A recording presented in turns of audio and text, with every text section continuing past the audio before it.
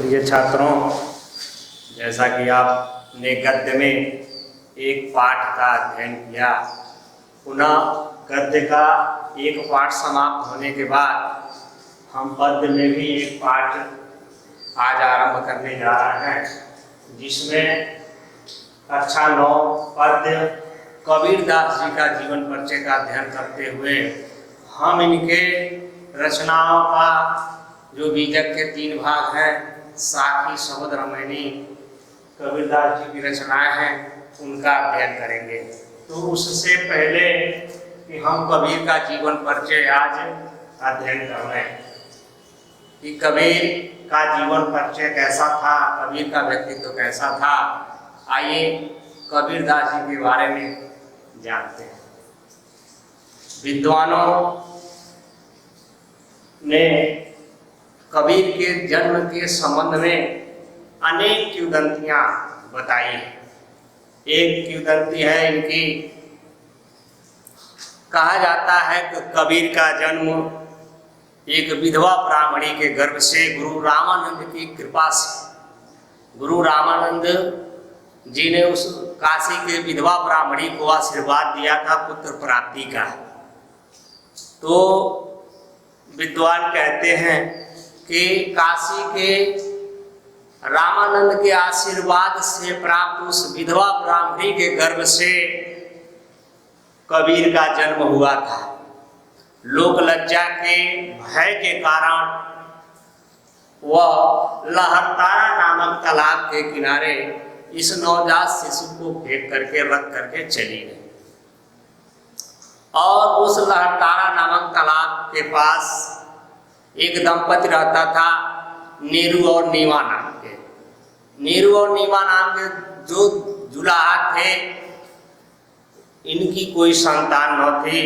पुत्र को पा करके, उस नवजात पुत्र को पा करके ये बड़ा प्रसन्न हुए और कभी इसको नवजात शिशु को घर ले जा करके इसका नाम कबीर रखा और लालन पालन किया खूब अच्छे ढंग से। पुत्र की तरह जो है कबीर का लालन पालन किया गया नीरू और नीमा के द्वारा।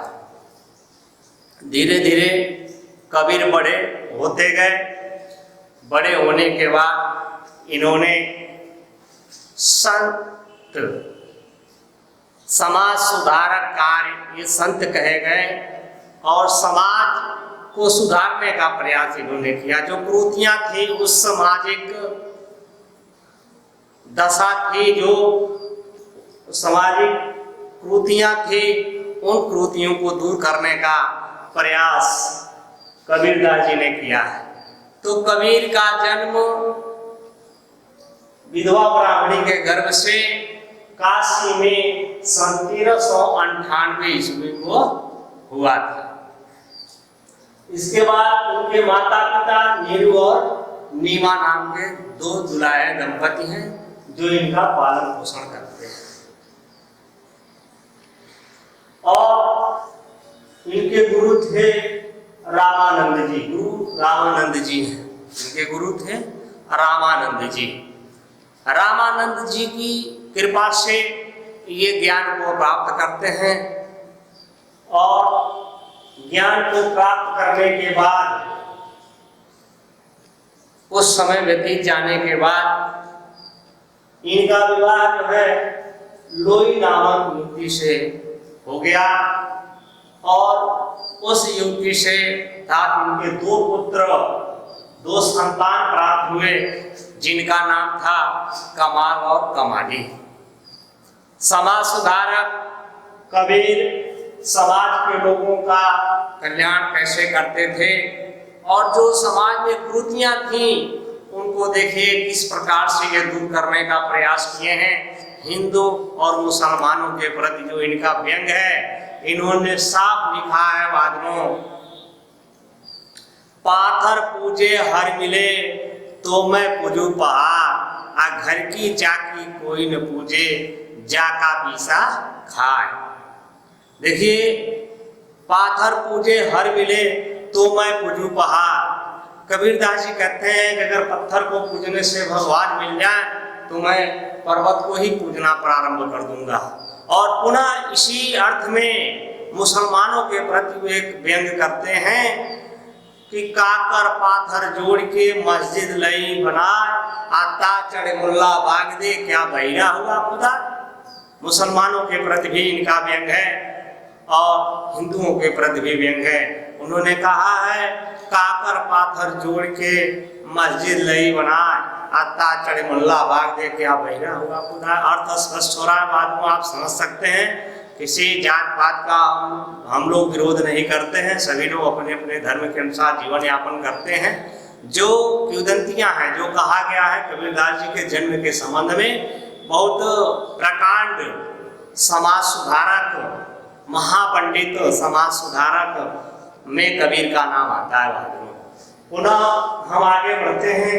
इनकी जो रचनाएं हैं, बीजक के 3 भाग यहाँ दिए गए हैं, जिसमें पहला है आपका साखी शबद रमैनी। बीजक के ये 3 भाग हैं, साखी शबद रमैनी। इसके बाद इनकी मृत्यु के बारे में भी कहा गया। उस समय समाज में ये कृतियां थी, यह अंधविश्वास था कि काशी में मरने से स्वर्ग की प्राप्ति होगी और मधार में मरने से नरक की प्राप्ति।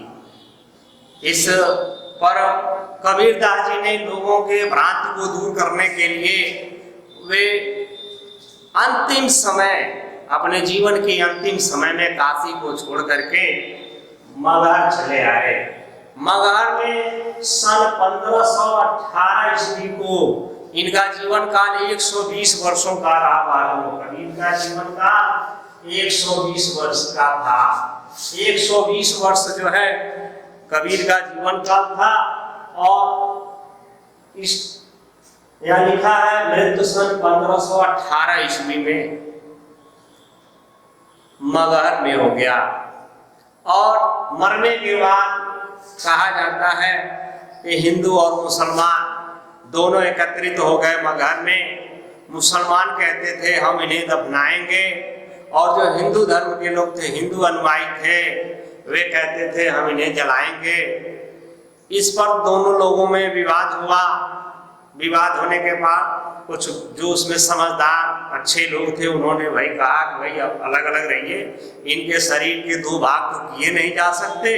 ऐसे करते करते आपस में चर्चा होती रही, बातें होती रही, समझौता होता रहा। कुछ समय के बाद निर्णय निकला कि भाई चलिए दोनों पक्ष में से कोई मानने को तैयार नहीं है, इनके शरीर के 2 भाग कर दिए जाए।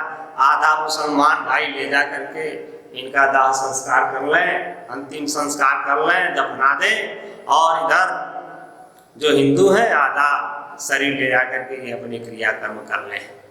ऐसे किया गया। और जैसे ही ऊपर से चादर हटाया गया, कहा जाता है बाद में वहां पुष्प मिला है। कबीरदास जी का जो शव था वह प्राप्त नहीं हुआ, पुष्प मिला। और उस पुष्प को लेकर के दोनों धर्मों के लोग अपने अपने धर्म के अनुसार उनका अंतिम संस्कार किए। इस महामानव कबीर ने धर्म का सुधार किया। देखिए, शिक्षा के संबंध में गुरु रामानंद जी की कृपा से ये शिक्षा प्राप्त किए थे। एक छूट रहा था कि इनकी शिक्षा कैसे हुई। इन्होंने स्वयं लिखा है, मसी कागज छियो नहीं कलम गयो नहीं हाथ।